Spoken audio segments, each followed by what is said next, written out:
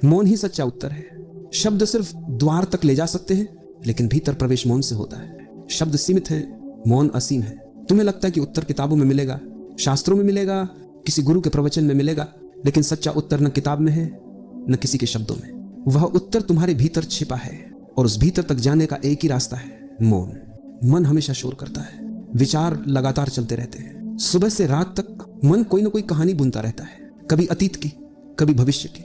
और शोर में तुम अपने ही हृदय की धड़कन नहीं सुन पाते, तुम अपने ही अस्तित्व की गहराई को नहीं छू पाते। सुनो, जब मन शांत हो जाता है, जब विचार गिर जाते हैं, तो पहली बार मौन प्रकट होता है, और वही मौन तुम्हें सत्य से मिला देता है। वही मौन तुम्हें ईश्वर से जोड़ता है। लोग पूछते हैं, भगवान कहाँ है? उत्तर क्या है? जीवन का रहस्य क्या है? मैं कहता हूं, उत्तर मौन में है, क्योंकि मौन ही वो पुल है जो तुम्हें तुम्हारे भीतर ले जाता है। तुम सोचते हो मौन का मतलब है चुप रहना। नहीं, चुप रहना मौन नहीं है। चुप रहना तो दबाव है। तुम बोलना चाहते हो लेकिन दबाते हो। मौन तो सहज है। मौन तो तब होता है जब भीतर कोई प्रश्न ही न रहे, जब भीतर कोई शोर ही न बचे, जब मन की धारा थम जाए। देखो, एक झील को जब हवा नहीं चलती तो झील का पानी दर्पण बन जाता है, आकाश उसमें उतर आता है, तारे उसमें झलकने लगते हैं। वैसे ही जब तुम्हारा मन शांत हो जाता है तो अस्तित्व उसमें झलकने लगता है। तब पहली बार तुम अपने असली रूप से मिलते हो। याद रखो, शब्द हमेशा अधूरे हैं, वे कभी पूर्ण सत्य को पकड़ नहीं सकते। शब्द केवल संकेत है, वे सिर्फ इशारा कर सकते हैं, लेकिन मौन ही पूर्ण है। मौन में कोई कमी नहीं, मौन में कोई विकार नहीं, मौन ही परम उत्तर है। तुम अगर सच में जानना चाहते हो तो बैठो, आंखें बंद करो और भीतर उतर जाओ। विचार आएंगे, शोर उठेगा, लेकिन बस साक्षी बने रहो। धीरे धीरे सब शून्य हो जाएगा, और उसी शून्य में तुम्हें मिलेगा सच्चा उत्तर।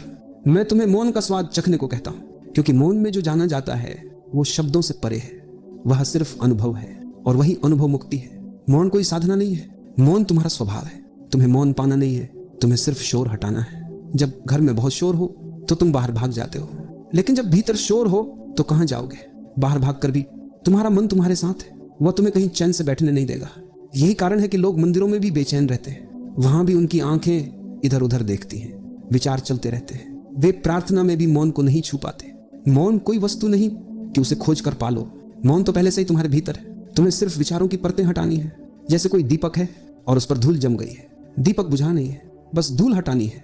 मौन हमेशा जल रहा है, बस विचारों की धूल हटानी है। समझो, जब तुम मौन में उतरते हो तो तुम्हारा अहंकार पिघलने लगता है, तुम्हारी महत्वाकांक्षा टूटने लगती है, तुम्हारी पहचाने, तुम्हारे नाम, तुम्हारे चेहरे सब गिरने लगते हैं, और फिर जो बचता है वही तुम्हारा असली अस्तित्व है, वही शुद्ध आत्मा है।